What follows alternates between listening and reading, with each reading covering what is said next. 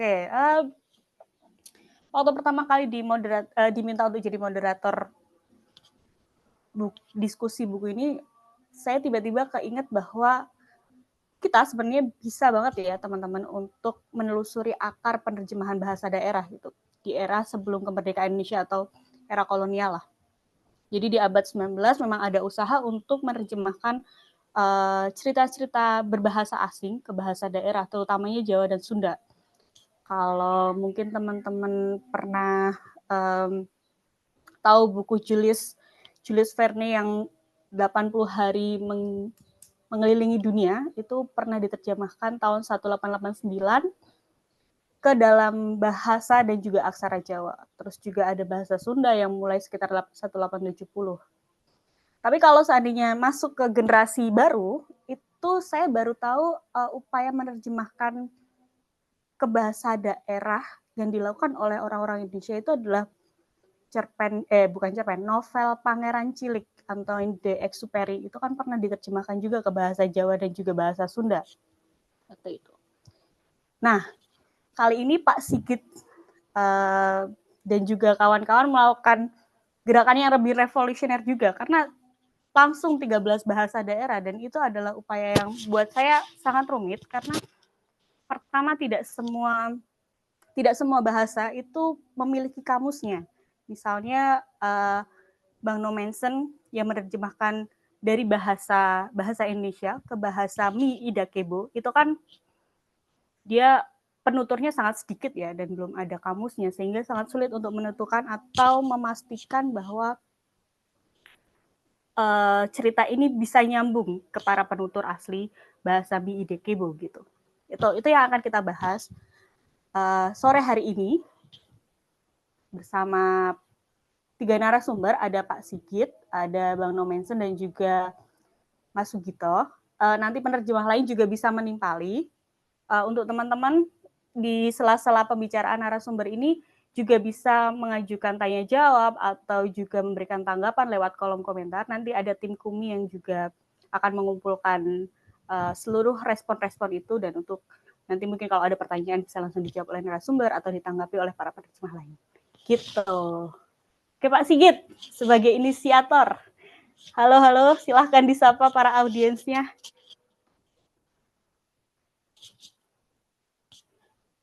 Halo Pak Sigit, suaranya belum masuk ya? Halo.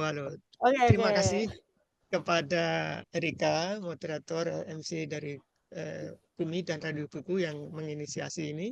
Terima kasih kepada penerjemah, ya 13 penerjemah dari Aceh sampai Papua. Juga terutama penerbit GPS ya yang menerbitkan buku ini dan ISBN muncul pada the last minute jadi sangat memuaskan dan semua penerjemah sudah mendapatkan bukunya di rumah ya kira-kira beberapa hari lalu. Sebetulnya ini sebuah eksperimen ya, cukup lama ya, sampai sekitar 2 tahun saya persiapkan ya. Jadi awalnya saya menerjemahkan ini mencoba karena ada teman yang pintar bahasa Jawa, dalam bahasa Jawa dulu, satu aja di depan hukum, cerpen di depan hukum dari Kafka itu.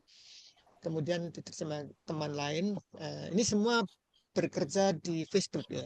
Jadi saya mengenal teman-teman penulis ini, ada yang penerjemah ini juga dari Facebook, juga dari teman gitu ya. Jadi antar teman aja seperti itu.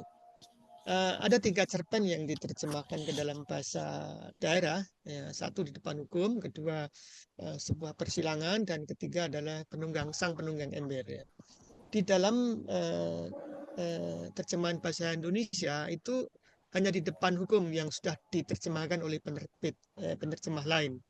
Tapi 2 cerpen lain, ya, sang penunggang ember dan sebuah persilangan, ini belum ada di Indonesia, belum diterbitkan.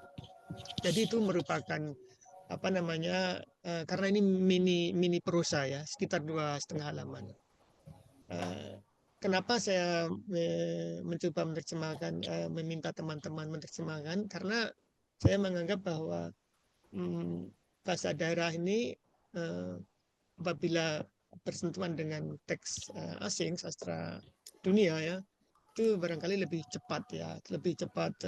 Bariernya itu kalau lewat bahasa Indonesia dulu, ya darah mungkin kalau langsung darah barangkali secara emosional, secara self belonging terhadap bahasa itu, terhadap saskarya itu akan lebih membumi gitu ya. Kira-kira itu yang eksperimen saya. Sehingga saya mencoba akhirnya selesai ya selama kebetulan pada tahun ini adalah 100 tahun kematian Franz Kafka ya, meninggal tanggal 3 Juli 3 Juni 1924 dan sekarang genap 100 tahun. Dan saya tinggal di Switzerland, saya merasa bahwa apa namanya, peringatan 100 tahun kematian Kafka ini di Swiss, terutama Swiss dan di Jerman itu sangat ini ya, sangat ramai sekali ya, di toko buku, perpustakaan, di TV, di media itu ramai sekali. Di Indonesia ada juga apa namanya, pementasan drama di Jogja dan sebagainya. Tapi kita mencoba dengan cara sendiri, dengan sukarela penerjemah ini menerjemahkan, maka momennya tepatlah 100 tahun kematian Kafka kita peringati dengan menerbitkan buku ini. Sementara itu dulu Mbak Erika, nanti bisa disambung yang lain. Oke, teman-teman yang berminat untuk beli buku bisa langsung menghubungi Bang Koto. Halo Bang Koto, silahkan disapa teman-temannya. Penerbit JBS, dari penerbit JBS. Yang menarik dari apa yang diceritakan Pak Sigit adalah sebenarnya bagaimana ke-13 penerjemah ini berkumpul tuh lewat jejaring. Saya nggak yakin sudah pernah ketemu face to face ya, maksudnya belum pernah ketemu langsung ya Pak. Semua komunikasi dilakukan secara online dan lain sebagainya itu. Jadi ada banyak kepala para penerjemah dari latar belakang yang berbeda mencoba untuk menerjemahkan 3 cerpen bahasa asing Kafka, dan hanya satu yang pernah diterjemahkan di bahasa Indonesia itu dari pernah diterjemahkan oleh penerbit Narasi. Ini kumpulan cerpen Kafka di Depan Hukum ini pernah diterjemahkan menjadi bagian dari buku ini. Gitu. Jadi ini sangat menarik. Ide awalnya adalah kalau Pak Sigit ngomong di sini adalah bagaimana awalnya adalah ketemu dengan Pak Sugito dulu ya, dengan Mas Sugito dulu ya. Itu bisa diceritakan lebih lanjut nggak Pak? Karena menarik sekali itu. Jadi begini, kebetulan ada seorang mahasiswa di Berlin, dia akan membuat tesis dengan tugas tesisnya itu tentang sejarah Aji Soko. Aji Soko itu cerita tentang lahirnya alfabet bahasa Jawa. Nah, teman di Berlin ini, orang Jerman ini, dia sudah membuat animasi bahasa Jerman, bahasa Inggris, tapi ingin bahasa Jawa gitu. Makanya dia minta saya nggak bisa, ya, saya nggak sanggup. Kebetulan saya kenal dengan Ki Sugito ini pintar ahli bahasa Jawa, sehingga dia lakukan itu. Nah, di tengah-tengah proses kerja membantu mahasiswa Jerman itu, saya punya cerpen Kafka, saya suruh sodorkan, dan dia ternyata Ki Sugito ini tidak hanya menerjemahkan dalam bahasa Jawa, dia menulis dalam Wonocoroko, alfabet Jawa. Dan itu saya muat di media Borobudur Writer, ya. Di media di sana dimuat, tulisan Jawa ditulis gitu. Sehingga saya coba lagi ke bahasa lain. Itu kira-kira. Oke, menarik sekali. Jadi diterjemahkannya memakai 2 cara ya, bahasa Jawa dan juga aksara Jawa. Sayangnya yang aksara memang tidak masuk di kumpulan cerpen ini. Gitu. Tapi teman-teman bisa mengaksesnya lewat situs Borobudur Writers Cultural Festival itu. Ada, mungkin nanti bisa dikasih linknya ya, Mas Sugito. Saya bisa kasih nanti. Ya, nanti bisa dikasih linknya di obrolan di chat. Jadi teman-teman yang butuh mengakses itu bisa langsung klik. Nah, sekarang tadi Pak Sigit sudah cerita bagaimana beliau menginisiasi proyek besar ini, gitu. Jadi saling berjejaring, tidak pernah ketemu dan lain sebagainya. Mungkin ini kayaknya baru kumpul pertama kali nyaris semua penerjemah lengkap. Dan yang paling dekat ini adalah Mas Sugito. Halo Mas Sugito, penerjemah bahasa Jawa. Nggih, sugeng sonten. Sugeng sonten Mas. Saya tuh baca penerjemahannya Mas Sugito tuh tiba-tiba agak terenyuh karena menyadari bahwa oh sudah begitu tergerus kemampuan saya berbahasa Jawa karena saya lahir di Jawa secara geografis dan juga kultural, berbahasa Jawa dan bahasa Indonesia, tapi lingkungan sekitar lebih banyak menggunakan bahasa Indonesia. Nah, menariknya ketika membaca yang versi bahasa Jawa, saya nggak ngerasa itu adalah cerpen bahasa asing tuh awalnya. Saya ngerasa itu adalah cerpen yang memang bisa ditulis dari bahasa Jawa gitu. Jadi tidak terasa asingnya gitu. Jadi justru lebih dekat. Nah, mungkin Mas Sugito bisa cerita soal prosesnya selama menerjemahkan. Tentu saja kesulitan-kesulitannya dan lain sebagainya. Ya, kalau soal kesulitan sebenarnya tidak, karena saya sudah lazim menerjemahkan karya sastra, cerita maupun puisi dari bahasa Indonesia ke bahasa Jawa. Salah satu yang monumental itu puisi-puisi Rendra sebelum beliau berangkat ke Amerika. Itu tugas dari Pak Iman dulu, Pak Iman Budi Santoso, Mas Sigit sahabatnya, Mas Koto sahabatnya. Saya ditugaskan untuk menerjemahkan puisi-puisi cinta Rendra sebelum terpengaruh oleh sastra Amerika. Itu ternyata bagus. Saya merasa puas karena bisa bermain diksi dengan itu kosakata bahasa Jawa yang 50.000 lebih di kamus, sehingga ketika menerima tugas dari Mas Sigit ini saya gembira, iseng-iseng latihan, apakah mampu kita membuat cerita yang dari Eropa itu menjadi bahasa Jawa. Tapi sebenarnya Mbak Erika, saya merasa tidak puas dengan yang di depan hukum dan yang penunggang ember, karena sangat sulit untuk menjadikannya sangat Jawa. Karena orang Jawa, kalau kita ngomong Jawa agraris, sangat jauh dari satu bentuk bangunan bernama gedung pengadilan. Itu asing, sangat sulit untuk dilesapkan menjadi Jawa, apalagi dinikmati oleh penikmat wayang misalnya, yang akrab dengan cerita wayang. Karena nyaris tidak ada di Mahabharata dan Ramayana itu, saya belum pernah menyimak ada satu cerita yang ada adegan pengadilan. Yang kedua itu yang penunggang ember, juga sangat sulit membuat, apalagi di bagian ending ya, membuat orang Jawa memahami salju musim dingin, itu sangat sulit. Beda dengan yang kedua, puisi terjemahkan Persilangan itu bahkan bisa membuat judul versi Jawanya. Itu betul-betul ada kepuasan karena pengolahan diksinya, karena saya lahir dari keluarga Jawa yang kakek saya seorang penulis naskah ketoprak, sangat kaya kosakata yang sekarang sudah mati, yang arkais.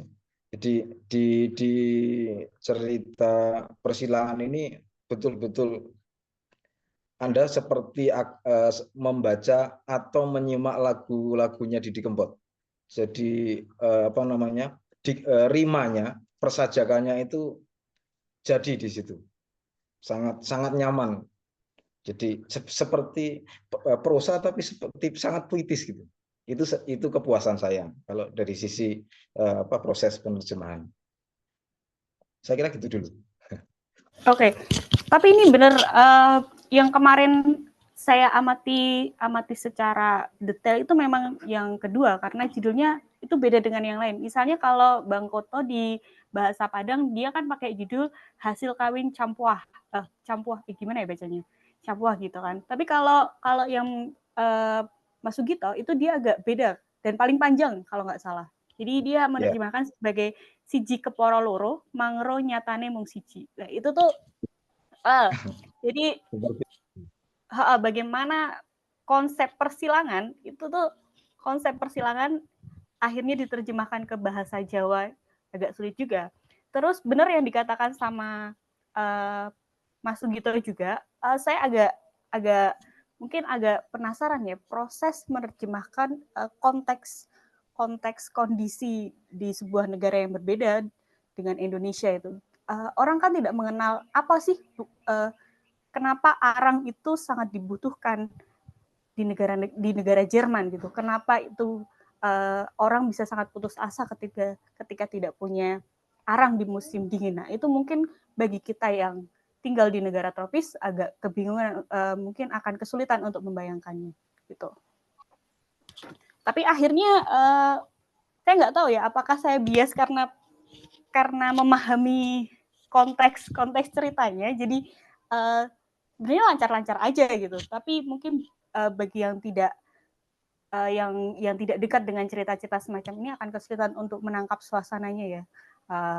Bersalju, dingin, tidak punya persediaan arang dan lain sebagainya itu. Jadi kalau kesulitan tuh sama sekali nggak ada ya Mas Sugito? Apakah sering buka kamus atau gimana?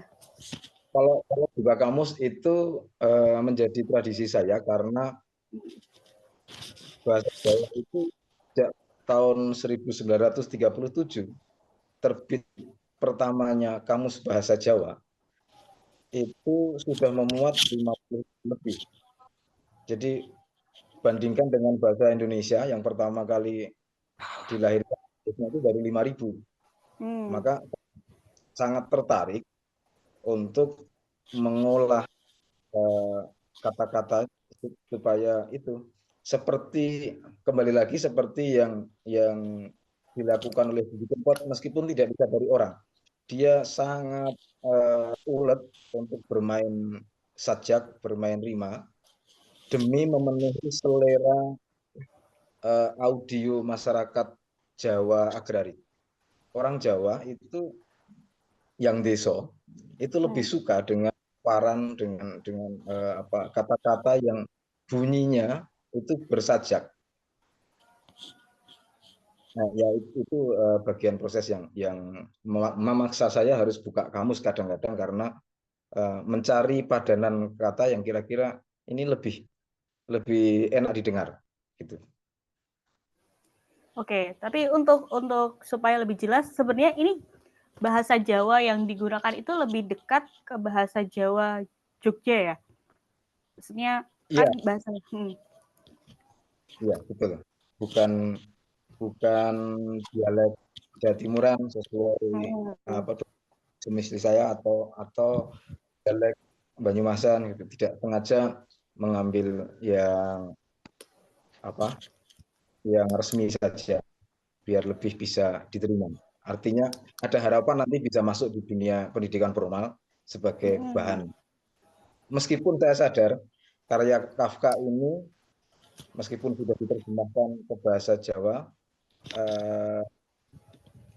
cara bercerita beliau tidak mungkin mudah dipahami oleh pembaca sastra Jawa masa kini.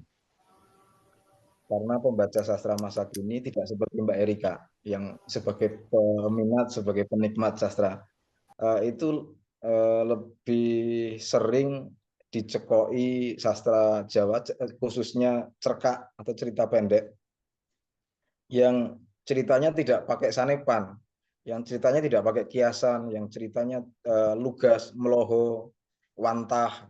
Sedangkan Kafka ini penuh sanepo, penuh pasemon. Justru kalau dari sudut pandang kebudayaan Jawa, cara bercerita Kafka ini sangat Jawa nih. Tapi orang Jawa sekarang, saya yakin 100% tidak ada yang mampu menikmati. Aneh kan? Oke, ini menarik. Akan jadi bahan diskusi setelah ini. Dan Mas Gito ini juga sebenarnya mewakili kenapa ada bahasa Mi Ida Kebo dan juga bahasa Jawa yang jadi narasumber hari ini itu adalah karena bahasa Jawa itu adalah bahasa dengan penutur paling banyak ya di antara bahasa-bahasa lain yang digunakan dalam buku terjemahan itu. Sedangkan yang Mi Ida Kebo itu dia penuturnya memang tidak terlalu banyak, dan Ida Kebo sendiri kan dia merujuk pada desanya Bang Nomensen. Iya bener nggak, Bang? Halo, Bang. Iya, Bang Nomensen. iya Ibu, benar-benar. Bisa open kamera? Nah, oke. Setelah tadi mendengar ceritanya Pak Sigit dan juga Mas Sugito, kali ini giliran Bang Nomensen cerita nih prosesnya. Karena bahasa Mi Ida Kebo kan belum ada kamus kan ya? Belum ada kamus. Nah, itu apa kesulitan yang dialami? Terus seperti apa ketika menemukan kata-kata yang sulit diterjemahkan ke bahasa Mi Ida Kebo itu? Silahkan Bang Ya, Nomensen. mungkin begini ya. Pertama mungkin saya tadi yang Mas Sigit jelaskan soal pertemuan itu benar di Facebook, dan juga ini menjadi kebanggaan pribadi saya juga, karena jujur saya backgroundnya bukan seorang sastrawan, juga seorang jurnalis, dan juga saya paling menyukai buku dan saya ketemu buku Mas Sigit yang masuk dalam daftar favorit lah begitu. Jadi saya carilah Mas Sigit di Facebook dan kita ketemu, dan eh, berjalannya waktu Mas Sigit ajak kita pertemuan soal cerpen lah. Dan juga saya termasuk penikmat cerpen dan sastra sedikit-sedikit. Jadi Rika, kalau soal kesulitan saya agak beda dengan yang tadi soal bahasa Jawa itu, karena memang saya mengalami kesulitan soal, karena memang kamus bahasa suku saya juga belum belum ada. Jadi makanya saya perjelas soal saya belajar bahasa saya di kampung itu. Jadi saya terjemahkan secara naratif begitu, secara naratif, dan saya tidak bertanya kepada orang tua saya atau eh, ke orang-orang yang lebih dulu, tapi saya memang eh, menerjemahkan secara naratif begitu. Tapi soal yang tadi tuh saya pikir benar ya, soal karena penuturnya belum belum banyak juga.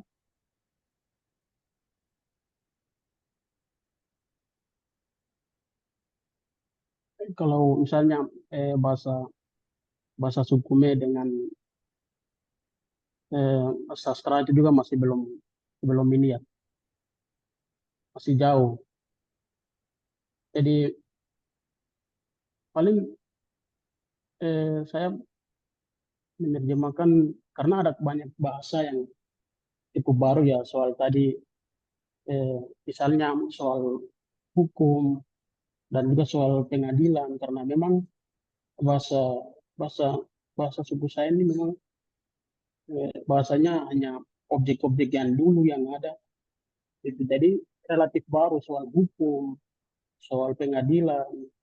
Kalau orang ada karena memang masyarakatnya eh, hidup kebudayanya dengan apa yang ada di situ, di hutan dan pepohonan. Dan juga soal daerah, desa, pemerintah itu belum ada apa kata. Jadi itu kita memang mengupayakan menarasikan eh, sesuai yang saya tahu. Jadi di dalam terjemahan itu memang saya bikin keras untuk eh, tidak boleh ada diksi bahasa Indonesia di dalam. Misalnya kalau desa itu saya bilang kampung, saya tidak bilang desa. Kalau misalnya soal hukum itu saya menerjemahkan dengan bahasa saya walaupun bahasa saya itu ada artian makna lain.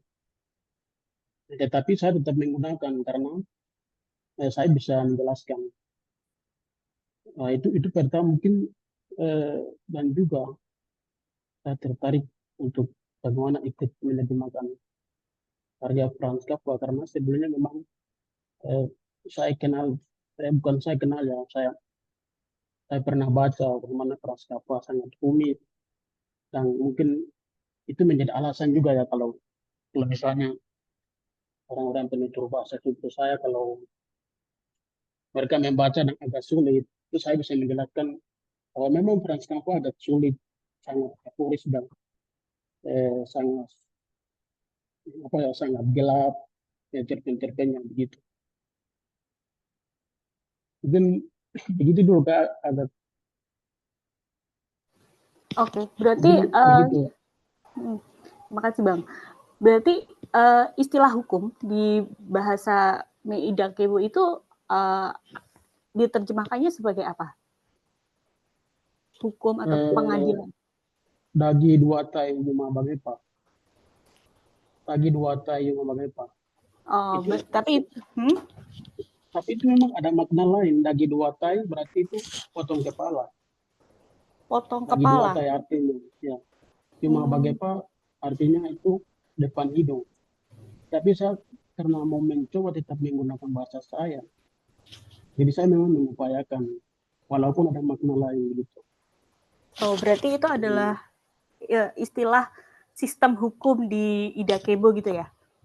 Bang? Iya. Oke, menarik. Oke. Begitu. Berapa hari Bang berarti menerjemahkan tiga cerpen pendek ini, prosa mini ini?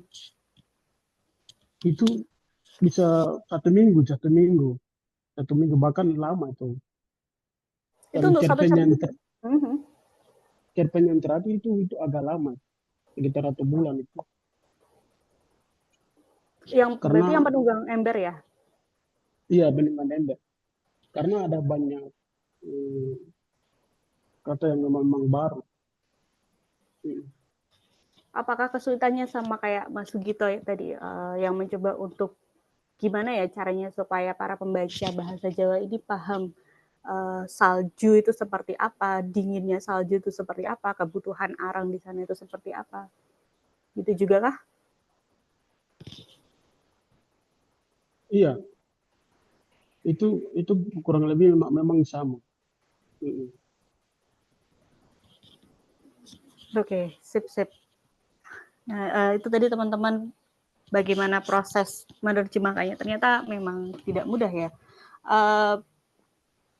Di bahasa Jawa tadi ada kesulitan untuk mengkontekskan cerita, begitu juga dengan di bahasa Ida Kebo itu. Buat teman-teman yang punya pertanyaan, silahkan nanti diberikan di kolom chat, ditulis di kolom chat. Kami punya 3 buku untuk 3 penanya terbaik. Gitu. Atau mau diskusi atau nggak harus pertanyaan sih, tapi kalau seandainya ada semacam mungkin apresiasi atau juga memberikan tambahan informasi itu bisa langsung di kolom chat gitu. Sebelum masuk sesi tanya jawab, ini ada sedikit sih. Ada Bu Lydia Kifan yang mau memberikan sedikit pendapatnya tentang tentang penerjemahan Kafka ini. Jadi Bu Lydia Kifan ini adalah peneliti budaya Jawa dari Jerman. Tahun 2002 pernah mengisi kuliah umum di BWCF. Tesis beliau ini soal Arjuna Wiwaha, relief candi di Jawa Timur dan lain sebagainya. Halo Bu Lydia, apakah sudah bersama kita semua di sini? Halo, selamat pagi di Jerman, selamat sore, sugeng sonten, sugeng enjing in Jerman. Oke, halo Bu Lydia, apa kabar? Semoga sehat ya. Baik, saya ini di luar kota, ini kalau lihat sedikit di belakangnya, Kelihatan ada sedikit gunung. Ya, saya berlibur, tapi sambil berlibur saya banyak baca-baca. Kebetulan saya juga baru baca buku Kafka. Ya, dari pembicaraan tadi saya sudah sedikit mencatat-catat. Saya ada beberapa pikiran, tapi mungkin sebelumnya ada cerita menarik. Sekarang ya itu 100 tahun meninggal Kafka ya. Dan tentu di Jerman, karena Kafka pakai bahasa Jerman, di Jerman terkenal. Dan pas tahun ini menjadi sangat populer.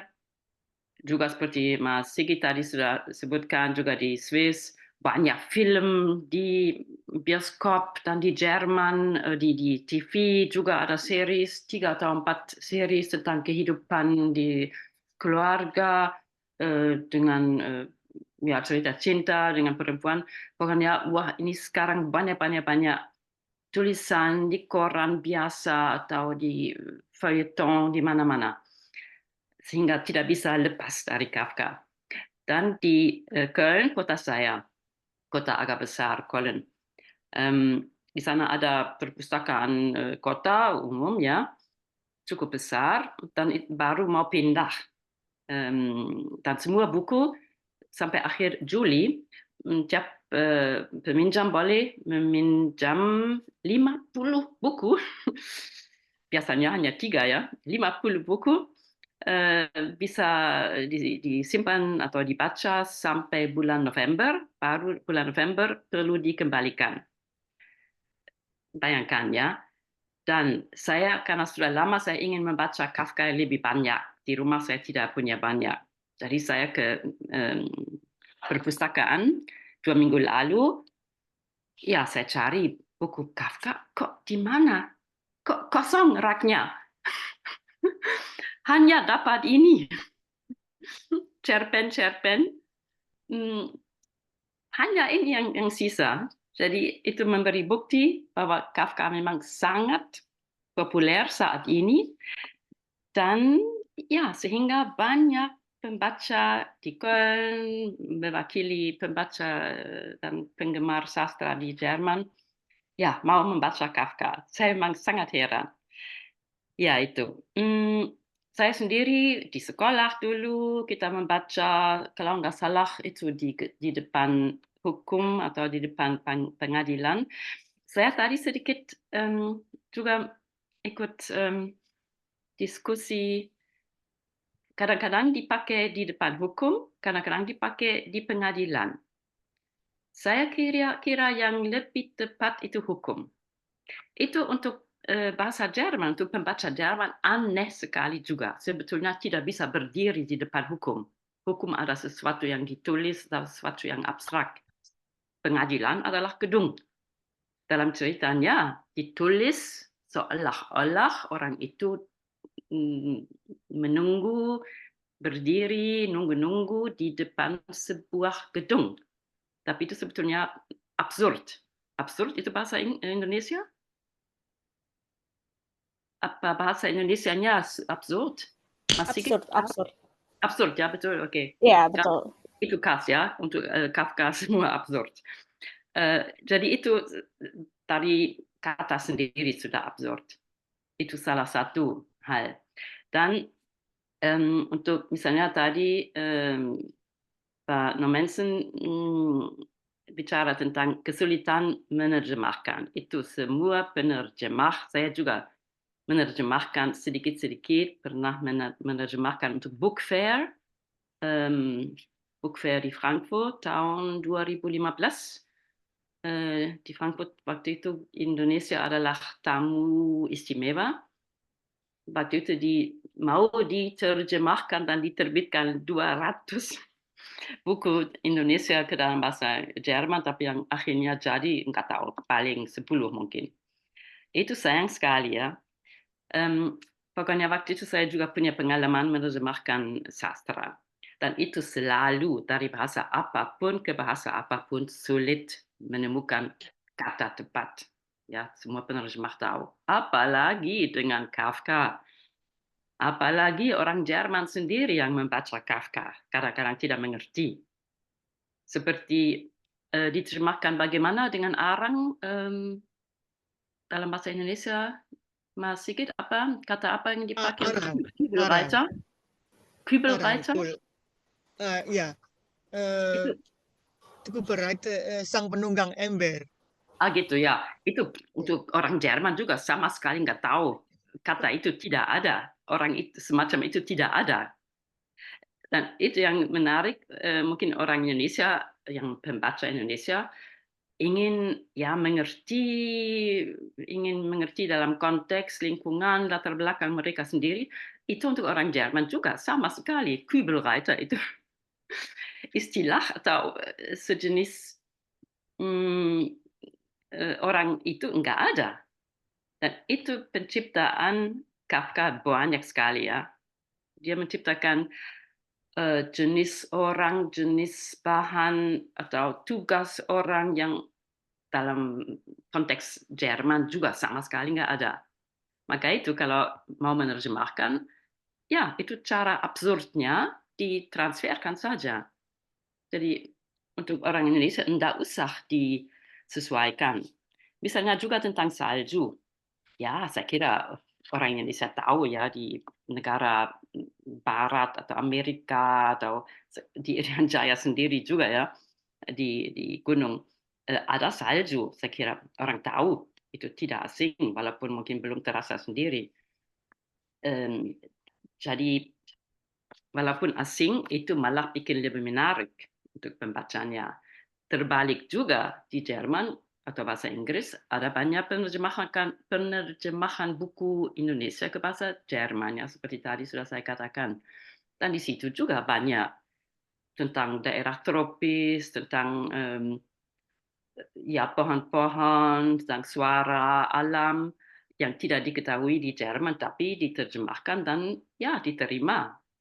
Dan itu di seluruh dunia ya, kita bisa punya penerjemahan buku dari negara Irak atau Mesir, Afrika, tidak apa-apa. Apalagi kita selalu belajar tentang negara-negara lain, istilah itu, salju, atau ada arang, perlu arang, itu biasa.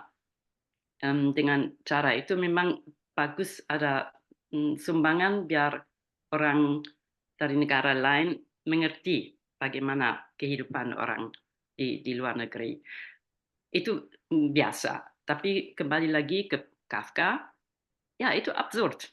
Di Jerman sendiri absurd. Apalagi sekarang membacanya. Kafka meninggal 100 tahun lalu, berarti dia hidup dalam konteks yang jauh berbeda dengan sekarang. Itu juga perlu diperhatikan. Jadi itu juga asing. Tapi yang dia tulis itu, maka itu menjadi menarik dan masih banyak orang tertarik dan masih banyak berminat karena yang dia tulis itu umum, universal.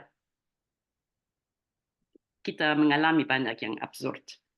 Itu dia tidak mau memberi kesan dari kehidupan dia sendiri atau di Prag waktu itu ada juga ya dia juga ingin menyampaikan perasaan atau pengalaman dalam keluarga dengan ayah yang ya keras atau dengan cara pekerjaan di kantor itu juga.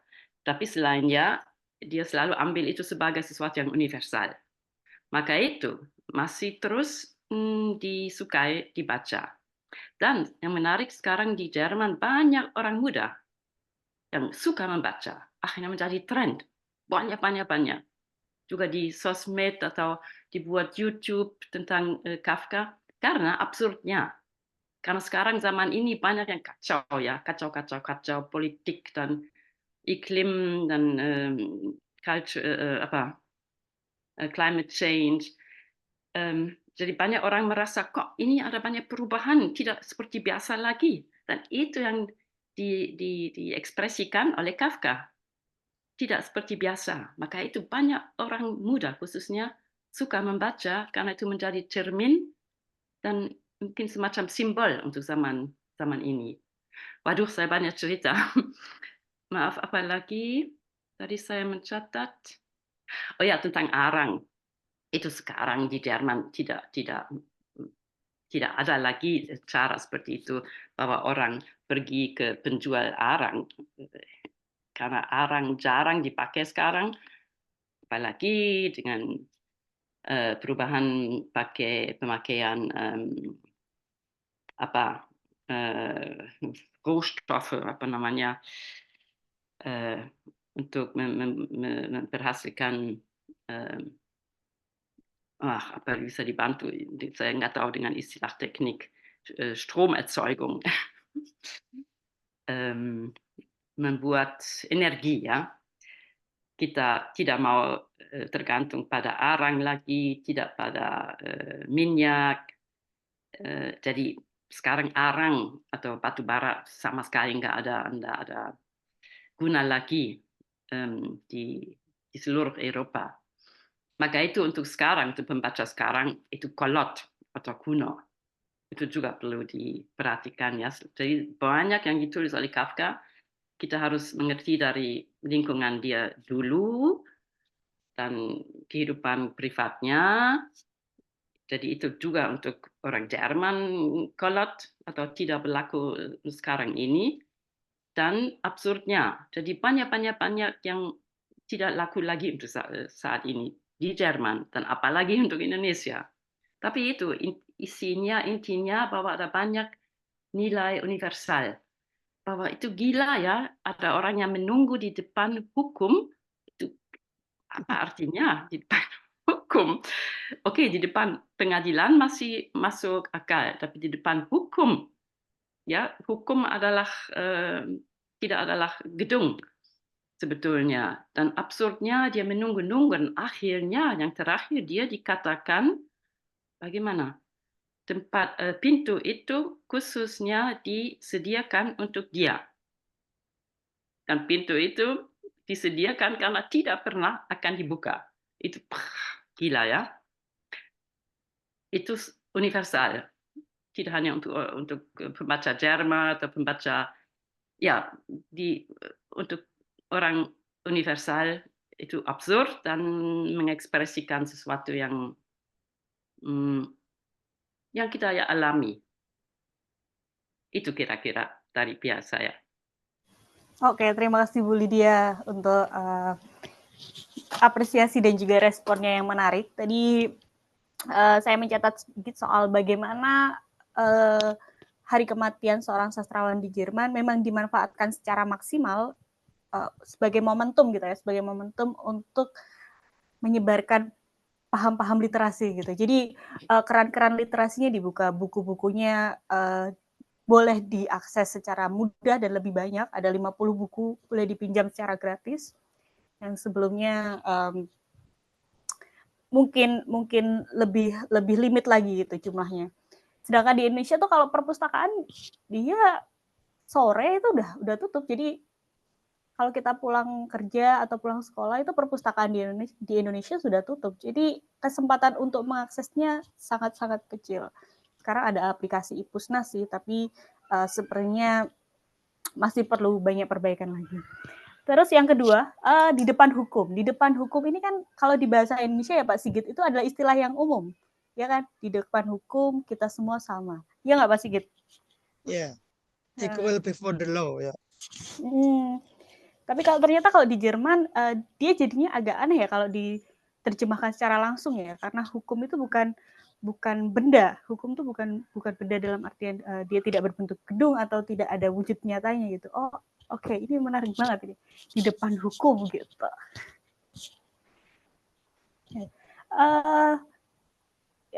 Ternyata udah ada banyak sekali pertanyaan yang masuk, Pak Sigit, Mas Sugito dan juga Bang Nomensen.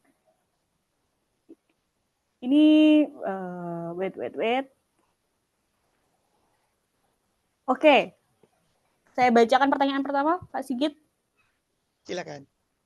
Oke. Ini yang pertama adalah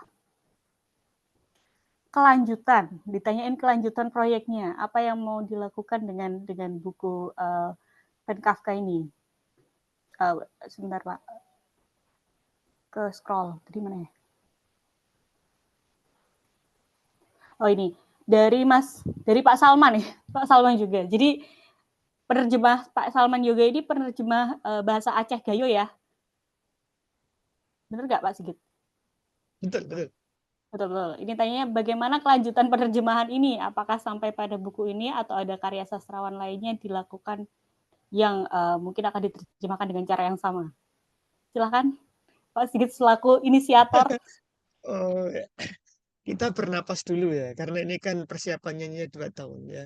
Jadi kita tidak mengejar harus berapa banyak, tetapi saya mempunyai jawaban ketika saya bertemu guru saya namanya Fritzen, guru saya mengaji Ulysses Jim Joyce di Yayasan Jim Joyce di Zurich. Saya tanya dia, bagaimana karya terjemahan itu?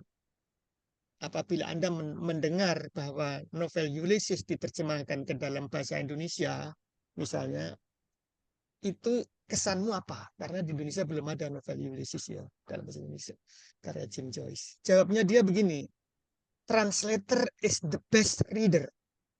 Aku tertariknya itu, translator is the best reader. Itu saya garis bawahi, ya memang benar ya, karena menerjemahkan itu kan mencari padanan kata lama sekali, ya nggak sampai 1 bulan di memesan ya. Itu kira-kira. Jadi Mas Yoga saya belum punya pikiran ke sana. Terima kasih.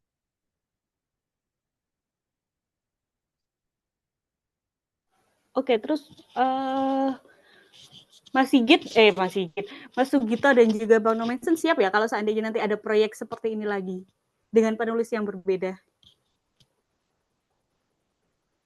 Halo? Iya.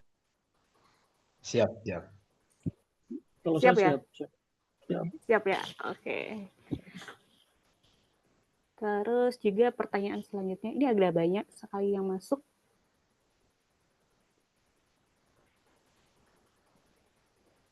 Mas operator Kumi, Mas Dardi bisa dibantu nggak ya? Ini tempatku ke scroll terus ya. Wait. Oh, sama ini. Cerpen Kafka itu kan banyak ya, Pak ya. Apa pertimbangannya memilih 3 cerpen ini secara khusus gitu, termasuk di depan hukum yang memang sudah pernah diterjemahkan ke bahasa Indonesia sebelumnya oleh penerbit narasi gitu. Terus ini tadi pertanyaan kedua dari Mbak Sita udah dijawab ya, apakah ada semacam series untuk penulis-penulis lain, dan saya pikir karena ini baru ya 13 bahasa daerah itu kan banyak banget gitu, dan koordinasinya terus habis itu mungkin nanti mencocokkannya seperti apa itu memakan waktu yang sangat lama. Tadi Pak Sigit sudah bilang bahwa ternyata waktunya selama 2 tahun, persiapannya selama 2 tahun gitu. Tapi apa nih Pak Sigit pertimbangannya memilih Ya, jadi 3 cerpen di begini, depan hukum? sebelum saya menawarkan ke teman-teman yang lain, saya berpikir apakah berhasil atau tidak gitu. Kenapa? Pertama karena teksnya Kafka rumit. Kedua, kalau saya memilih cerpen yang panjang akan kesulitan. Maka 3 cerpen itu di depan hukum itu sudah ada yang menerjemahkan sebelumnya di Indonesia oleh Tentang dan yang lain.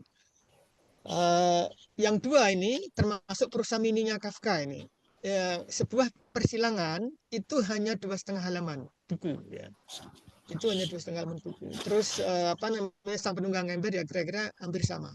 Jadi saya berpikir apabila saya memakai prosa mini Kafka, saya tawarkan ke teman-teman, mereka tidak akan kesulitan.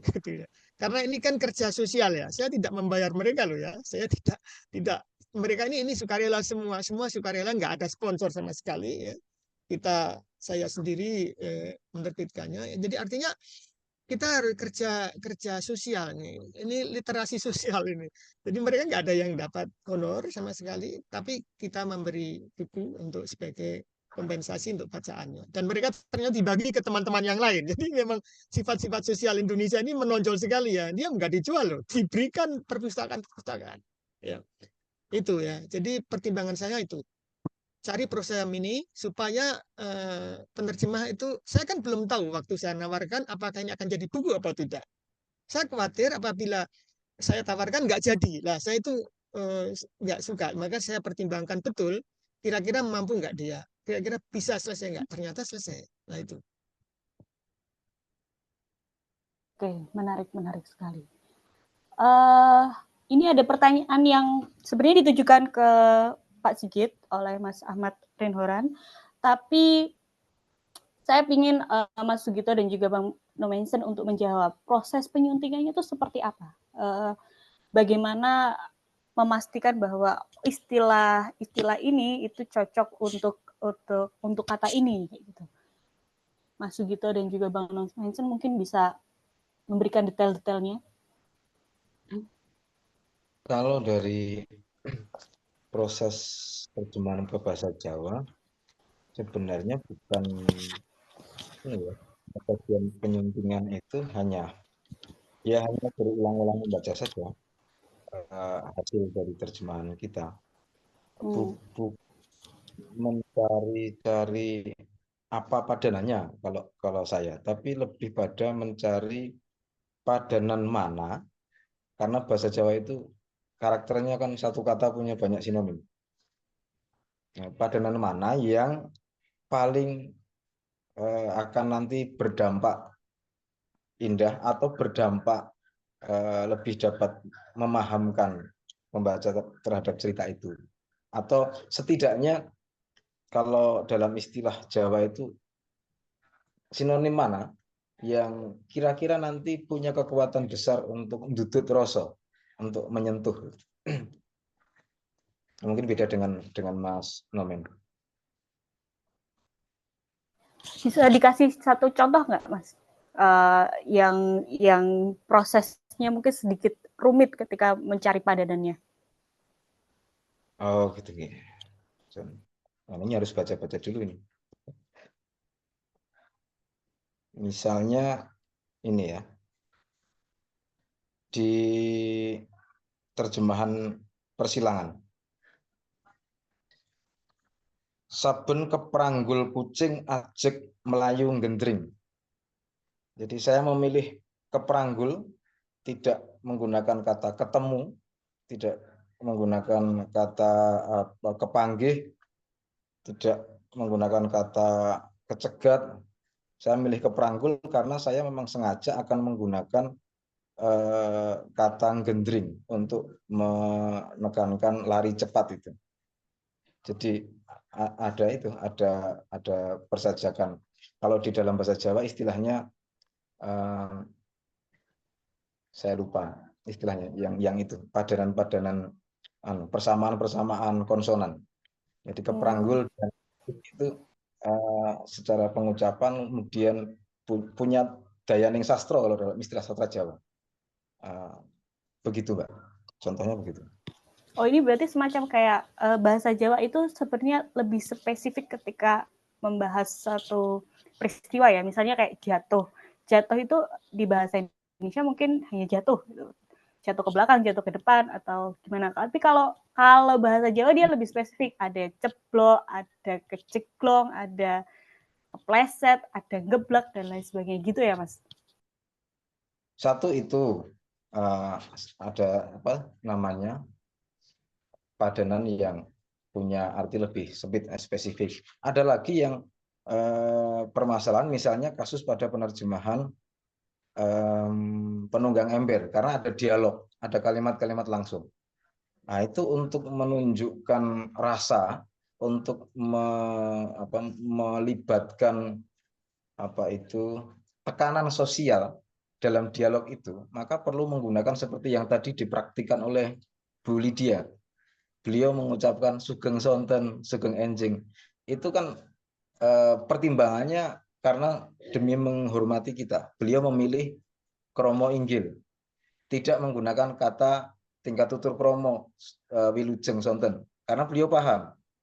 Begitu. Tidak kemudian selamat esok atau selamat sore. Jadi ada banyak pilihan. Di Jawa selain masalah sinonim yang punya arti khusus atau spesifik, ada lagi tingkat tutur, ada lagi kromo inggil yang itu bukan tingkat tutur, macam-macam.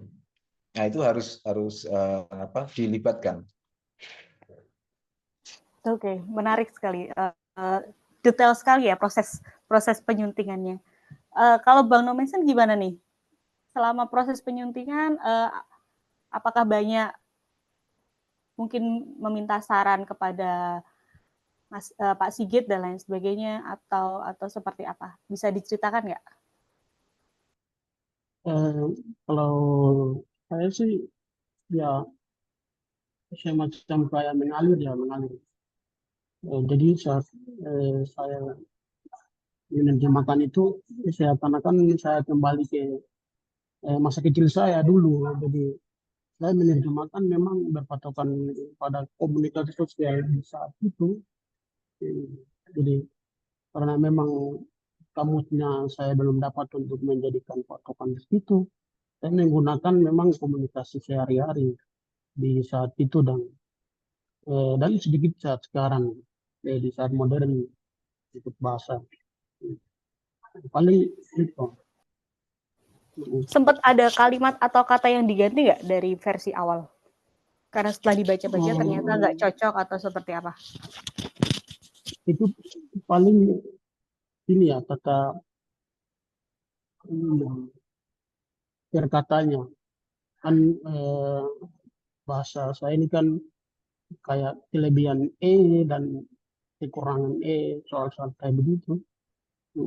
Jadi saya tidak persoalkan di situ karena memang kamus tidak berkata dan tidak menulis seperti itu, dan saya memang menerjemahkan dengan cara mengalir versi saya. Begitu makanya saya perjelas di awal Ida Kebo dan Doge itu memang saya memperjelas itu karena di kampung saya atau di Papua itu bersebelang hanya perbukitan itu bisa berbeda bahasa dan juga kampungnya berbeda aja bisa beda, makanya saya perjelas di bagian itu soal itu Ida Kebo dan Dogiai Papua Tengah gitu. Oke. Ya. Dan pasti yang itu soal penulisan Menarik. atau itu yang saya mencoba memeriksa kembali soal berlebihan atau kekurangan. Mungkin begitu. Berarti ini proyek selanjutnya adalah menyusun kamus Ida Kebo gitu ya. Jadi kalau seandainya nanti ada penerjemah dari daerah yang sama, bisa gampang. Iya, saya tahu. Semoga bisa terwujud. Ini ada Pak Yosep Margono. Halo, Pak Yosep, apakah sudah bersama kami? Kita? Iya, sejak tadi Mbak Erika. Iya, saya bersama Bapak Ibu semua. Halo Pak Yosep. Halo. Halo Pak Yosep. Halo. Apakah ada pertanyaan Pak Yosep? Ada beberapa catatan Mbak Erika. Jadi Bapak Ibu yang saya hormati, perkenalkan saya Yosep Margono dari Departemen Sastra Inggris Universitas 17 Agustus 1945 Semarang. Ya. Yang pertama, apresiasi yang sebesar-besarnya untuk Mas Sigit sebagai inisiator dan juga penerjemah. Ya. Kemarin saya mendapatkan buku kiriman langsung dari Mas Sigit dan memang baru membaca sekilas, ya, termasuk tulisan Mas siapa tadi, Nomensen, ya. Tetapi ya tentu saya hanya bisa paham bahasa Jawa karya Mas Sugito kan gitu ya. Karena bahasa daerah yang lain saya tidak paham. Nah, itu satu lompatan yang sangat luar biasa ya, bahwa sebuah karya sastra atau ini 3 cerpen di sini dalam bahasa Jerman, kemudian diterjemahkan ke dalam bahasa Indonesia, lalu bahasa Indonesia ke bahasa daerah. Jadi ada beberapa tahap ya. Kita tidak usahlah bahas tingkat kesulitan dan seterusnya karena itu dialami oleh setiap penerjemah. Yang ingin saya apresiasi adalah bahwa proyek seperti ini perlu. Tetapi pertanyaannya siapa yang akan mengadakan? Kalau Mas Sigit sekarang bisa sebagai inisiator merilis satu buku itu sangat bagus. Tapi bagaimana kalau ada banyak buku? Nah, kita perlu political will dari pemerintah. Mudah-mudahan Gema ini ya kegiatan ini ada gaungnya dan pemerintah itu memberikan respons karena memang titik lemah pemerintah kita ada di situ. Saya bersuara sebagai rakyat ya Bapak Ibu ya. Catatan kedua, terjemahan dari bahasa asing ke bahasa daerah dalam konteks ini Jawa lah karena saya orang Jawa ya. Itu penting ya, dan memang tadi disebutkan oleh Mas Sigit ini bukan satu atau Mbak Erika bukan proyek yang pertama ya. Almarhum redaktur penyebar semangat menerjemahkan cerita-cerita pendek dari bahasa Belanda ke bahasa Jawa sudah, lalu juga ada banyak penulis lain, tetapi sebenarnya yang juga sangat penting dan ini belum menjadi kenyataan itu penerjemahan karya sastra kita ke dalam bahasa asing, terutama sastra daerah. Kalau sastra Indonesia bisa dikatakan punya jalan tol, tetapi kalau sastra daerah ini yang sampai sekarang belum ada. Nah, oleh sebab itu,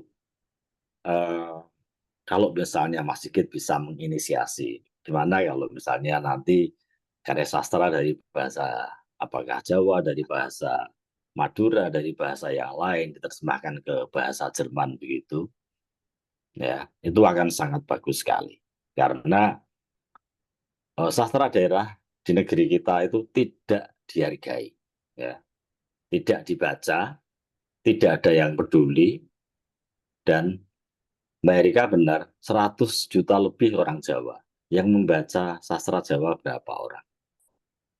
Padahal karya Mas Sugito indahnya seperti itu. Ini satu contoh. Ya. Sehingga kita perlu sebenarnya, usulan ini sudah lama bagaimana menerjemahkan karya sastra daerah ke bahasa asing agar sastra daerah itu bisa seperti sastra Indonesia gitu. Suparto Broto kepengen sekali, itu sastrawan, salah satu sastrawan terbesar Jawa. Sampai beliau berpulang belum menjadi kenyataan. Lalu tahun 2023 kemarin George Quinn, profesor bahasa dan sastra Jawa dari Australian National University, menerjemahkan 30 cerita pendek Jawa ke dalam bahasa Inggris dan diberi judul She Wanted to Be a Beauty Queen. Ya.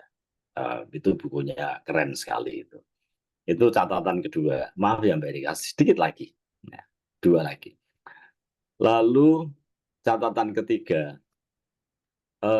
bagaimana kita bisa menggugah minat, ya, bukan hanya orang Jawa, tapi orang masing-masing daerah di Indonesia untuk membaca karya dalam bahasa kita sendiri. Ya. Termasuk karya Mas Nommensen, kalau dia bercerita bahwa, oh itu bahasa versi saya, ini sungguh luar biasa, karena akan menjadi catatan tertulis yang sangat penting ke depannya. Ya. Jadi siapapun nanti yang akan belajar bahasa, salah satu bahasa Papua, dan memang di sana kadang-kadang satu bahasanya dipakai oleh 200-300 orang, itu akan menjadi catatan yang sangat penting ke depan. Sehingga catatan-catatan tertulis ya dalam bahasa daerah ini penting sekali. Saya bandingkan saja dengan misalnya ketika saya masih di Ohio dulu, ya, semua buku terbitan Indonesia, termasuk dalam bahasa daerah, itu ada di perpustakaan Universitas Ohio. Luar biasa itu. Jadi ini sebenarnya proyek yang kecil tetapi dengan gagasan-gagasan yang sangat besar yang perlu kita kembangkan. Nah, mohon nanti pada Mas Sigit kalau bisa cari sponsor, ya, penerjemah itu ya jangan terus sukarela. Kalau sekali 2 kali tidak apa-apa sukarela, tapi kalau berkali-kali kan ya relanya hilang, sukanya mungkin juga hilang. Gitu. Kalau ada sponsor, apakah pemerintah atau siapa, dan setiap penerjemah dihargai, itu akan menjadi proyek yang sangat luar biasa untuk melestarikan kebudayaan kita ke depan, kemudian juga mengenal bangsa-bangsa asing dan seterusnya. Itu dulu Mbak Erika. Mohon maaf Bapak Ibu terlalu panjang. Terima kasih. Terima kasih Pak Yosef. Saya ingin Pak Sigit dan juga Mas Sugito untuk menanggapi soal bagaimana sih sebenarnya alur penyebaran bahasa daerah sekarang ini gitu. Artinya bagaimana konsep untuk menyebarkan cerita-cerita berbahasa daerah itu seperti apa sih kondisinya? Saya ingin Mas Sugito dan juga Pak Sigit untuk mungkin bisa memberikan tanggapan. Terus untuk Bang Nomensen tadi yang juga disinggung sedikit oleh Pak Yosef adalah soal ini penyebaran literasi ke mungkin teman-teman di Papua, di Maluku dan juga di NTT itu seperti apa? Mungkin Mas Nomensen juga bisa ikut menanggapi. Silakan siapa dulu? Pak Sigit deh. Halo Pak Sigit. Kalau saya masalah penyebarannya saya nggak bisa mengikuti ya. Tapi saya sangat terperanjat ketika saya membaca terjemahan Kafka dalam bahasa Papua suku Me yang diterjemahkan oleh Mas Nomesen ini, ternyata saya merasa seperti membaca bahasa Jepang. Kenapa saya bilang bahasa Jepang? Karena ternyata bahasa yang dipakai Mas Nomesen di Papua itu satu konsonan, satu vokal. Satu konsonan, satu vokal. Seperti bahasa Jepang. Orang Jepang tidak bisa mengatakan Jakarta. Dia mengatakan Jakarta, misalkan. Ya. Jadi saya baru tahu ada bahasa daerah yang mirip bahasa Jepang. Satu itu. Terus yang kedua, saya terharu juga dengan Mas Christian ya yang menerjemahkan dalam bahasa Dayak ya. Ketika saya tanya bagaimana kamu menerjemahkan ini, saya tidak memakai kamus pertama. Kedua, kalau saya sulit, saya bertanya ibu saya. Ini ibu ini dianggap sebagai kamus berjalan ya. Jadi saya menikmati nuansa-nuansa seperti ini. Saya tidak tahu bagaimana penyebarannya, saya tidak membaca lebih jauh, tetapi saya menikmati dan terkesan bagaimana mereka melakukan terjemahan itu. Itu aja Mbak dari saya. Oke, terima kasih Pak Sigit. Memang benar ya kata Pak Yosef tadi, kalau 1-2 kali menginisiasi sendiri gitu, ya oke lah. Tapi memang masalah literasi, masalah penerjemahan ini harus ada political will gitu. Jadi kalau seandainya saat ini baru diinisiasi oleh komunitas, harusnya pemerintah ikut tergerak. Balai Bahasa, Lembaga Bahasa, Badan Bahasa harusnya sedikit tersinggung lah gitu. Karena ada komunitas yang geraknya lebih cepat dari mereka. Jadi ini kayaknya masanya rumit ya kalau kita ngomongin birokrasi ya. Sistematis dan juga masalahnya mentalitas orang-orang yang punya kebijakan soal literasi ini mau dibawa kemana gitu. Kalau Mas Sigit, Mas Sugito ada itu nggak? Ada mungkin tanggapan nggak soal apa yang dikatakan oleh Pak Yosef tadi?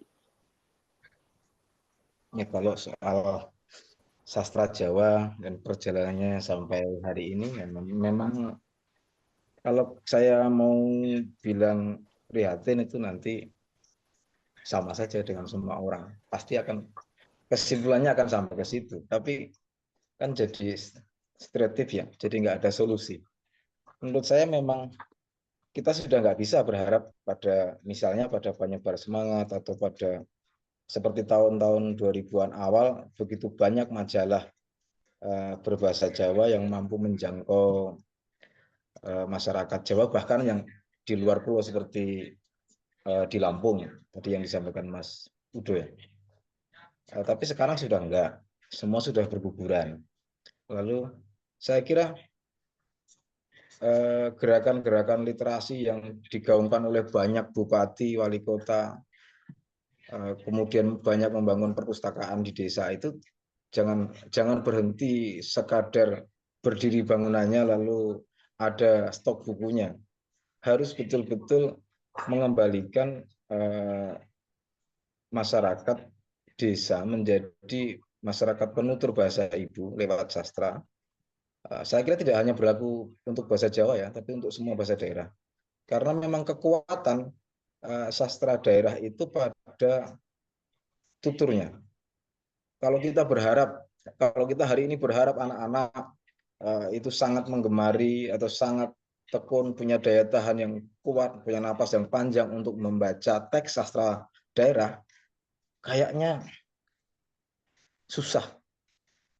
Tapi kalau untuk mengucapkan, menuturkan, entah ini yang ahlinya ini Mas Faiz mungkin ya, atau Mas Koto, mengalih mediakan sastra-sastra daerah itu sehingga menjadi perform yang bisa dituturkan, yang bisa kemudian dinikmati oleh masyarakat pinggiran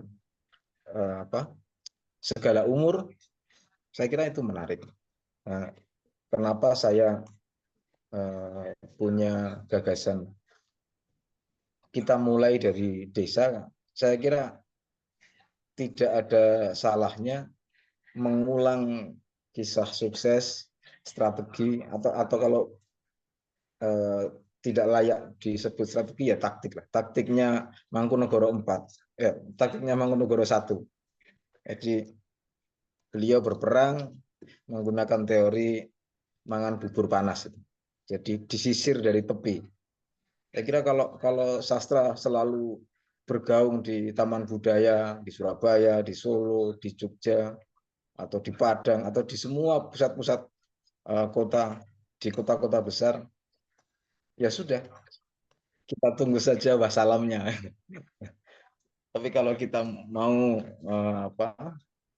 mempraktikkan tadi mangan bubur panas ala Mangkunegoro, ya mari itu dimulai dari desa. Dan karena masyarakat desa masih jauh dari kebudayaan atau jauh dari tradisi membaca, maka kita coba gaungkan lagi sastra daerah yang dituturkan.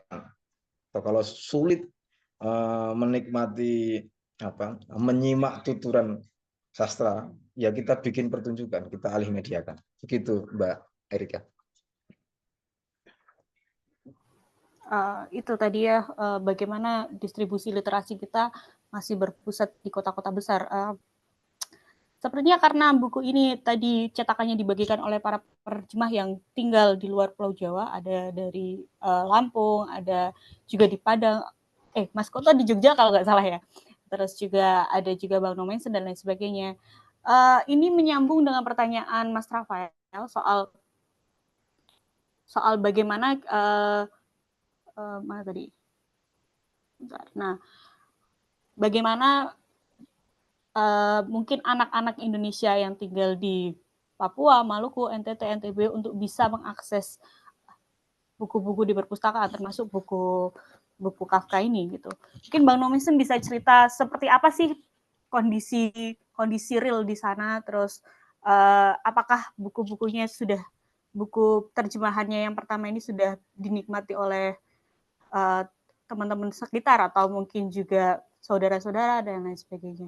Ini untuk membuktikan bahwa sebenarnya yang dibutuhkan itu adalah kemauan gitu kan, kemauan untuk mempermudah akses, tapi ternyata selama ini pemerintah sepertinya belum ada keinginan lebih jauh untuk mengulik-ulik soal akses bacaan ini. Bang Nomensen bisa cerita nggak? Sebenarnya aku pengen Mas Dedi tadi yang penerjemah Sumbawa untuk angkat bicara, tapi kayaknya nggak ada di sini ya, sayangnya. Halo, Bang Nomensen? Oh iya,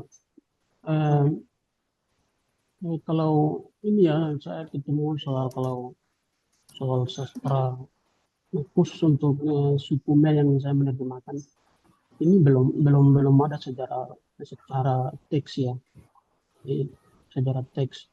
Tapi kalau untuk sastra dalam bentuk tulisan itu ada cerita dongeng, itu ada, cuman soal persoalannya itu tadi belum mau untuk orang mencoba. Dan saya pikir untuk penerjemahan Cerpen Franz Kafka ini baru pertama. Tapi soal sastra dalam bentuk Papua secara umum itu ada, misalnya ada bahasa di Campuran, ada bahasa Indonesia, tetapi hanya bahasa disingkat saya, padahal itu saya, kayak kita atau dan kamu. Tapi itu bahasa Indonesia, sastra Papua secara umum itu sudah ada dalam bentuk bahasa Indonesia. Tetapi dalam bahasa penerjemahan bahasa asing itu saya belum ketemu. Tetapi untuk bahasa Indonesia, sastra yang dikembangkan oleh komunitas-komunitas sastra di Papua, itu ada beberapa yang mencoba dengan puisi ada, dan ada cerpen juga, dan itu masih terus diupayakan. Tetapi lagi-lagi soal itu juga soal pemerintah bagaimana. Di Papua ini jangankan pemerintah mencoba, memulai saja masih banyak, masih belum. Dan juga cuman belakangan ini ada banyak komunitas yang mulai berani melakukan literasi lapak baca, dan tetapi itu memang sedikit, tapi masih terus semangat. Dan memang sama juga di Papua ini, tidak bisa memang andalkan 100% pemerintah, karena lagi-lagi soal, mungkin teman-teman sudah paham lah tadi itu. Dan juga kalau saya berani mau menyampaikan soal di Papua ini, itu memang banyak sekali persoalannya yang memperlambat bagaimana anak-anak itu bisa akses menerima soal literasi di kampung saya di Datebo. Itu masih banyak hambatan, begitu banyak, rumit, karena banyak persoalan. Misalnya teman-teman melakukan literasi dan lupa baca, itu masih banyak pihak-pihak yang masih baper soal politik kayak gitu, dan orang tidak bisa berpikir secara rasional. Literasi dalam bentuk apa ya, kita bisa lihat, tetapi masih banyak yang melihat pergerakan literasi dalam tanda kutip politik gitu. Tetapi itu tidak menutup kemungkinan teman-teman masih ada soal lapak baca dan soal itu literasi. Tetapi saya kembali ke yang tadi soal literasi, soal bahasa sepunya khusus, itu baru pertama soal Franz Kafka, dan itu juga yang saya berani menerjemahkan karena soal abstrak tadi. Mungkin begitu loh, Erika. Oke, jadi itu ya, ketika kita bicara soal proyek literasi itu selalu yang lebih duluan adalah komunitas bukan pemerintah. Ya. Terus ini ada pertanyaan dari Harini Skala. Bentar. Soal Pak Sigit kan sebenarnya udah terjawab ya. Pak Sigit tuh kan suka dengan James Joyce. Apa nggak ada keinginan untuk memasukkannya ke proyek selanjutnya? Tadi udah dijawab karena harus bernafas bentar katanya, karena yang ini aja menghabiskan 2 tahun persiapan. Gitu ya Pak Sigit ya? Betul. Jadi ya kita berharap ada nggak tahu ya, mungkin lembaga bahasa berminat untuk melakukan langkah yang sama, atau ada komunitas lain, kita tunggulah gitu, karena kayaknya akan berat. Oke, terus ada pertanyaan dari Ivan untuk Bang Nomensen nih, khusus untuk Bang Nomensen. Bang, alasan apa yang mendasari kawan untuk ikut menerjemahkan karya Kafka ke dalam bahasa orang Mi? Apa ada kedekatan secara leksikon, metaforik, atau emosional? Atau apa? Dan apa dampak terhadap penerjemahan tersebut bagi orang Mi sendiri? Jadi alasan personal Bang Nomensen kenapa tertarik untuk ikut dalam proyek ini? Alasannya mungkin belakangan yang muncul. Saya mulai pikir itu alasannya. Karena pertama itu kan soal saya mengenali Sigit Susanto ya, di lewat Facebook itu. Tapi yang alasannya saya ikut menerjemahkan karena soal ini ya. Saya baca di pengantar di Mas Sigit soal kepunahan bahasa di Amerika Latin.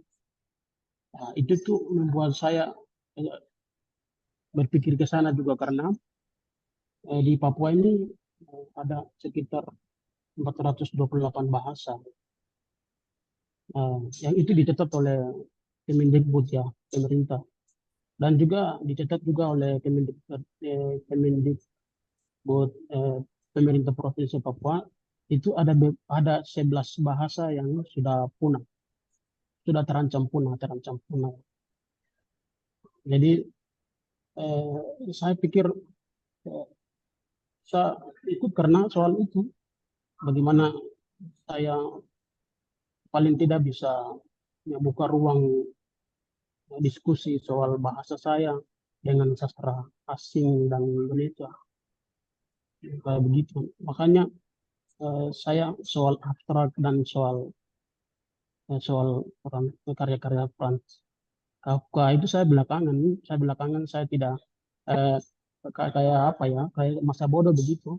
Jadi memang semangat saya untuk mau memperkenalkan bahasa suku saya ke dalam sastra. Ya, mungkin begitu, Rita. Oke, terima kasih. Ini Bu Lydia Kifan sebenarnya menitipkan pertanyaan yang sebagian besarnya sudah dijawab tadi waktu diskusi. Misalnya para pembaca Indonesia apa yang diterima atau dihargai atau dijadikan input bagi para penerjemah gitu. Terus kenapa cerita Kafka itu menarik untuk pembaca Indonesia?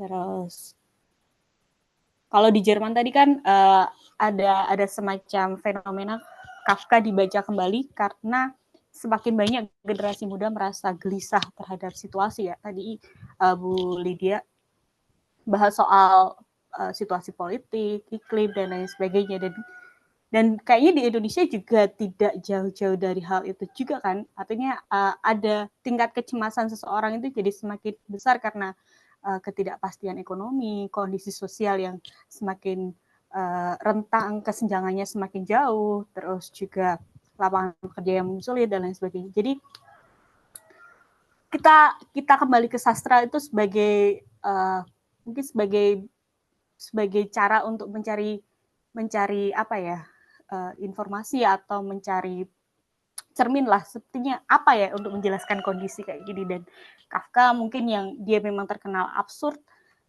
dan juga banyak berbicara soal eksistensialisme, cocok bagi para pembaca muda itu. Kalau Pak Sigit ada tanggapan nggak soal pertanyaan Bu Lydia? Iya, apa namanya? Pertama saya lahir di zaman Soeharto ya, di mana membaca buku yang Marxisme dilarang, membaca buku Pram dilarang, dan represif sekali. Jadi saya merasa di sana Kafka menulis surat untuk ayah itu menganggap bahwa bapaknya seorang diktator. Jadi Kafka menulis dengan cara ketakutan surat pada ayah itu ya. Itu semacam autobiografi Kafka yang sangat literaris gitu. Lah kita teman segenerasi saya dulu di zaman Soeharto banyak ketakutan ya dengan rezim itu. Itu kalau ditarik dengan itu apa namanya karya-karya ada kesamaan, ada kemiripan gitu, ada rasa ketakutan. Gitu. Yang kedua yang Mbak tadi Lydia singgung, di Jerman tendensi sekarang membaca dengan bagus supaya rajin, supaya lebih menemukan hal yang lebih fundamental gitu. Sekarang di Indonesia ini kan juga arahnya tentang hukum terutama ya. Jadi judul di depan hukum ini sebetulnya bisa kita baca dan bisa paralel dengan suasana-suasana. Memang Kafka sering orang bilang bahwa karyanya itu modern klasik gitu. Artinya apa? Bahwa meskipun sastrawan sudah meninggal, karya itu akan dibahas dari generasi ke generasi, dari benua ke benua, bahasa ke bahasa. Nah, itu artinya dia akan menjadi klasik modern. Jadi sesuai dengan kondisi teraktual gitu ya. Metamorfosis misalkan itu kritik pada birokrasi yang berbelit-belit gitu ya. Gregor Samsa harus cepat-cepat ke stasiun kereta api ngambil naik kereta dan tergesa-gesa dan sebagainya ya. Jadi karya Kafka pada umumnya sangat bisa ditarik kepada peradaban terbaru. Nah, itu yang saya maksudkan. Nah, terus kembali ke tadi, saya tertarik dengan bahasa daerah pertama kali. Saya bertemu dengan orang Meksiko misalkan. Saya tanya, kamu bisa bahasa Aztec, bahasa suku Maya di sana? Nggak bisa. Orang-orang Latin Amerika itu bahasa lokalnya sudah hilang. Jadi Spanyol itu melarang warga sana menggunakan bahasa lokalnya. Jadi seluruh Latin Amerika menggunakan bahasa Spanyol, bahasa penjajahnya. Ya. Jadi kita di sini masih punya bahasa daerah. Lah, kenapa tidak kita hangati lagi ya semangat spirit untuk nguri-nguri ya, untuk mengembangkan bahasa daerah itu. Dan kalau saya lihat di Eropa Timur itu seperti Hungaria, Rumania, Ceko dan sebagainya, itu penduduknya cuma 3 juta, 5 juta, Swiss ini 8 juta. Ya, punya bahasa sendiri. Lah, Indonesia ini berapa juta itu? 170 ribu pulau, lebih banyak etnik. Itu kalau di Eropa ini sudah bahasa nasional sendiri-sendiri itu. Nah, itu salah satu juga pertimbangan-pertimbangan saya yang menyulut, wah, ini kita punya kekayaan bahasa yang banyak. Kira-kira itu, Mbak. Oke, terima kasih Pak Sigit. Pertanyaan selanjutnya ini ada dari cuman D. Saya pengen Mas Sugito bisa ngasih jawaban nih. Dari pengalaman para narasumber, apa pesan yang ingin disampaikan kepada penerjemah yang akan menerjemahkan Kafka? Maksudnya menerjemahkan karya Kafka lain gitu ya. Hal-hal apa yang spesial dan perlu diperhatikan? Misalnya Buldia Given tadi menyebutkan unsur absurdnya. Kalau dari Mas Sugito, misal nih nanti suatu hari ada seorang penerjemah bahasa Jawa yang ingin menerjemahkan Kafka ataupun novel-novel berbahasa asing lainnya untuk mempertahankan nuansa ceritanya itu, apa yang harus dilakukan gitu. Kalau dalam konteks Kafka adalah absurditasnya. Kalau soal apa kiat-kiat yang perlu dilakukan oleh penerjemah yang akan datang, saya tidak punya usulan, tidak punya saran. Tapi catatan saya sangat berharap, meskipun ini buku bisa dibilang hasil kerja yang tipis, seandainya 3 karya Kafka yang diterjemahkan dalam bahasa daerah, terutama yang bahasa Jawa ini, sampai betul pada para pembaca dalam masyarakat Jawa, saya berharap mereka lalu tergugah, terutama sastrawan ya, terutama penulis cerpen berbahasa Jawa, mereka kejiwit itu, supaya banyak melahirkan karya-karya yang cara bertuturnya, cara berceritanya seperti Kafka, yang sebenarnya itu Jawani, sangat Jawani, karena ngiras-ngirus. Karena kalau dalam istilah yang ekstrim itu suduk gunting tatu loro.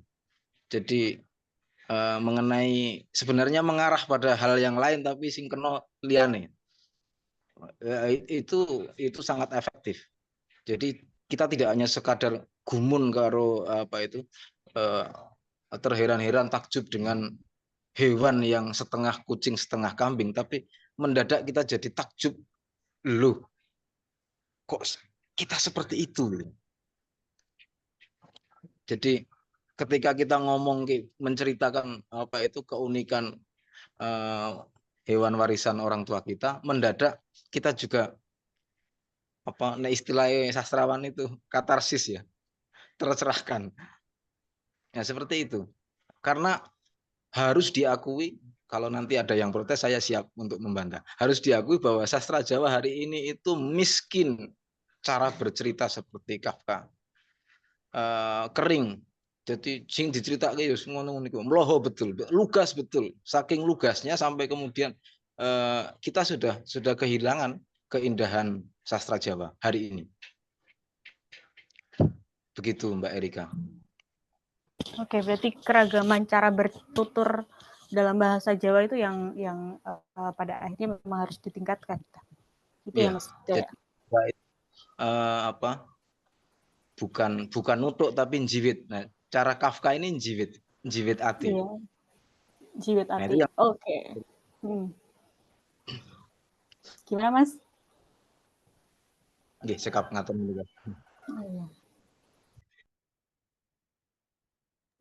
Kita masih punya waktu beberapa menit.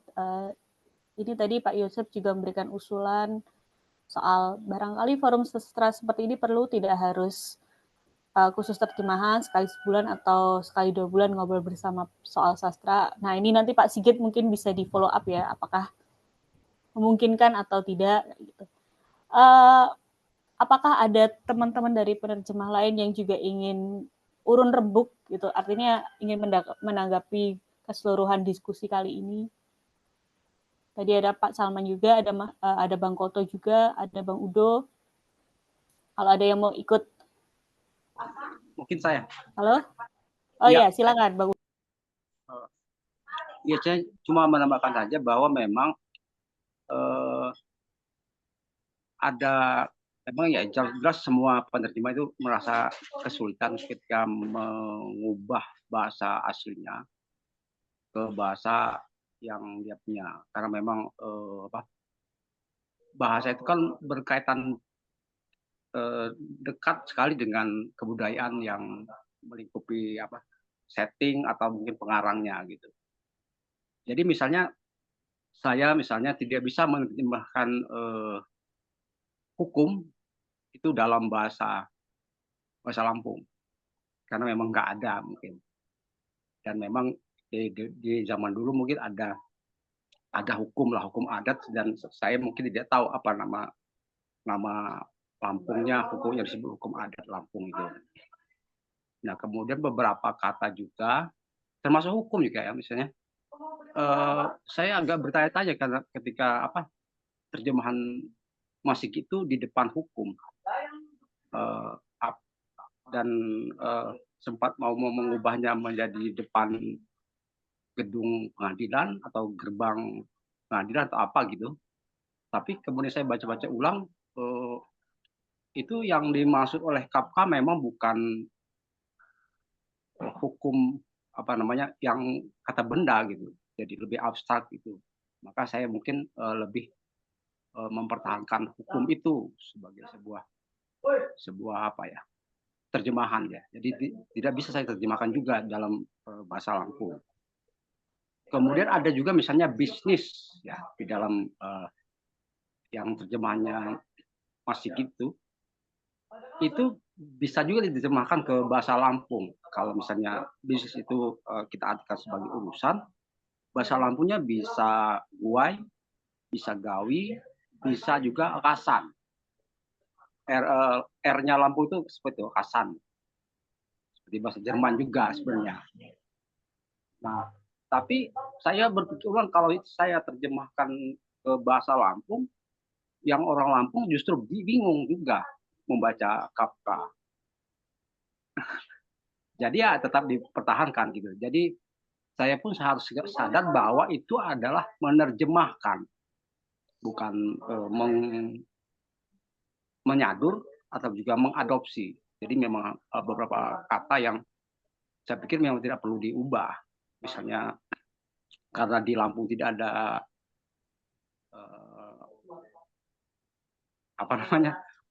arang itu dipakai gitu, misalnya dulu juga jarang dipakai, ya tetapnya harus dipakai, tapi ada bahasa Lampungnya. Arang itu harong. Jadi ya itu. Jadi memang tapi memang menarik bahwa Kafka itu kan itu 100 tahun yang lalu di Jerman atau di Eropa lah. Ya kira-kira saya kira lebih mirip lah dengan kita 100 tahun yang lalu gitu. Jadi beberapa kesulitan hidup itu masih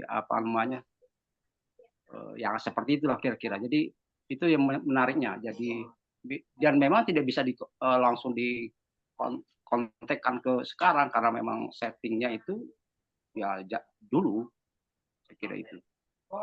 Jadi ya itu yang jadi memang agak susah kalau memang harus disesuaikan dengan kultur daerah masing-masing ketika menerjemahkan itu. Jadi Jadi ya saya tetap mempertahankan apa yang menjadi bagian dari apa yang disampaikan oleh Kafka gitu. Tapi secara umum ini adalah memang benar kata Bu Lydia tadi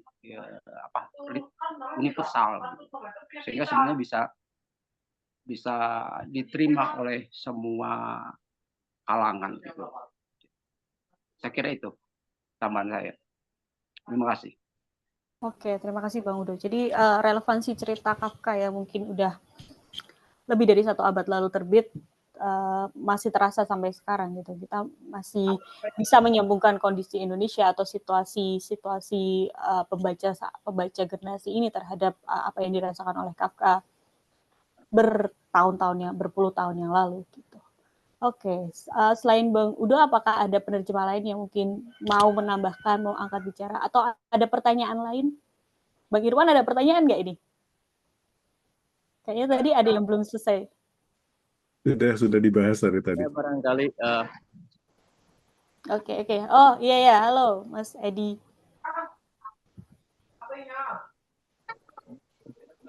halo. Halo, udah. Oke, udah masuk. Silahkan. Ini barangkali saya perkenalkan, saya Edi Koben dari Bandung ya. Saya menerjemahkan ke bahasa Sunda. Sama seperti yang dikatakan oleh Mas penerjemah dari bahasa Jawa, itu memang agak rumit ya menerjemahkan karya Kafka dari bahasa Indonesia ke bahasa Sunda itu. Namun dalam hal ini saya ingin memberikan semacam pancingan lah kepada para penerjemah lain, khususnya di Jawa Barat, yang memang betul-betul sudah punya kapabilitas untuk menerjemahkan karya-karya sastra dunia ya ke dalam bahasa Sunda khususnya atau ke bahasa daerah lainnya ya. Bahwa ini adalah sebuah keberanian yang memang harus diambil oleh banyak ahli bahasa gitu kan, terutama untuk menerjemahkan sastra-sastra dunia ini. Karena kalau kita tidak mengambil peluang ini, mau kapan lagi, mau menunggu sampai kapan lagi gitu kan. Kita tahu memang bahwa menerjemahkan karya sastra semacam ya selevelnya karya Kafka itu memang tidak mudah. Tapi kalau kita tidak pernah mau mencoba, ya mau bagaimana nanti perkembangan bahasa daerah ke depannya, gitu kan ya. Nah, maka saya ini sebagai pancingan, ini bukan saya sok berani gitu kan, menerjemahkan karya sastra sekelas karyanya Franz Kafka ke dalam bahasa Sunda.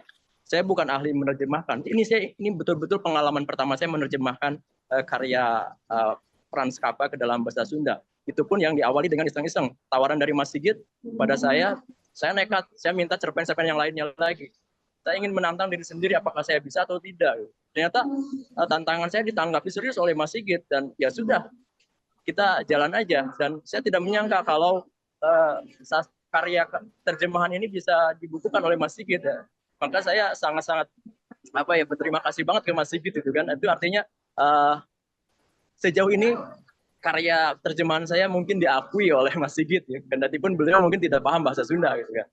Itu barangkali ya Mbak Erika. Jadi saya sekali lagi mengajak kepada para penerjemah lain yang sudah betul-betul ahli, ayo kita terjemahkan karya sastra kelas dunia ini ke dalam bahasa daerah masing-masing. Itu saja. Terima kasih Mbak Erika. Oke, terima kasih Mas Edi. Ultimatum ya berarti ya untuk para penerjemah bahasa Sunda. Menarik. Teman-teman, apakah ada yang ingin menanggapi lagi atau ada pertanyaan?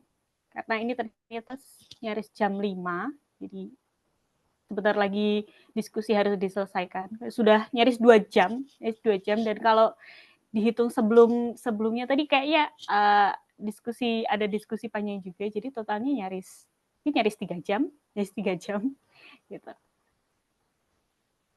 Oh ya, untuk pemenang door prize sudah dipilih oleh admin Kumi. Halo admin Kumi, silahkan muncul.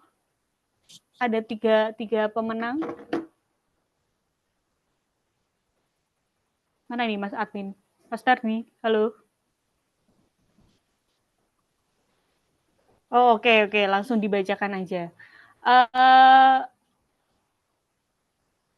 Oke, ini berdasarkan admin ada 3 pemenang door prize. Pertama ada Mbak Sita. Selamat untuk bukunya. Terus ada Mas Ivan dan juga Mbak Diandra. Nanti akan dihubungi oleh admin ya, atau gimana admin? Atau bisa silakan silahkan chat secara pribadi ke admin Kumi ya, untuk didata dan lain sebagainya, untuk kebutuhan informasi, alamat dan lain sebagainya. Gitu. Oke. Pak Sigit, sebelum kita tutup diskusinya, mungkin ada tambahan sebagai penutup? Ya, saya kira mungkin Mas Yoga juga punya ide atau Mas Irwan kalau mau menambahkan ya. Kalau dari saya ini sebagai eksperimen yang saya sebutkan, kebetulan saya menyukai Franz Kafka. Jadi semangat itu timbul lebih besar gitu ya, energinya lebih besar karena itu memang Kafka itu saya anggap sebagai sastrawan idola saya ya. Jadi kalau mau ada proyek-proyek serupa harus mencari orang-orang yang menyukai ya. Ini mungkin the next Mas Irwan itu misalkan ya suka karya-karya Oslo ya, ya dia harus punya inisiatif atau yang lain-lain lah ya. Jadi ini sebagai eksperimen saja. Saya tidak memikirkan apa namanya di luar itu artinya bagaimana respon pemerintah. Harap kesan saya orang-orang literasi akan ikut memulai lagi dengan karya-karya sastrawan lainnya. Saya ini hanya eksperimen saja dan saya terima kasih sekali lagi untuk para penerjemah dan penerbit juga para hadirin yang di sini. Ya. Itu aja Mbak dari saya. Oke, terima kasih Pak Sigit, eksperimennya luar biasa dan tentu saja banyak sekali teman-teman yang akhirnya angkat bicara dan harapannya memang semangat seperti ini akan terus berlanjut.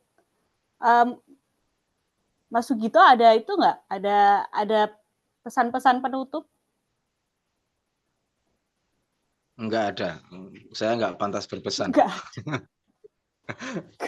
Kok gitu ya? Kok gitu ya? Ya udah, oke. Kalau Bang Nomensen ada itu nggak? Ada penutup nggak sebelum kita akhiri diskusi? Ya, kalau dari saya penutupnya ya terima kasih banyak sama semuanya yang terlibat.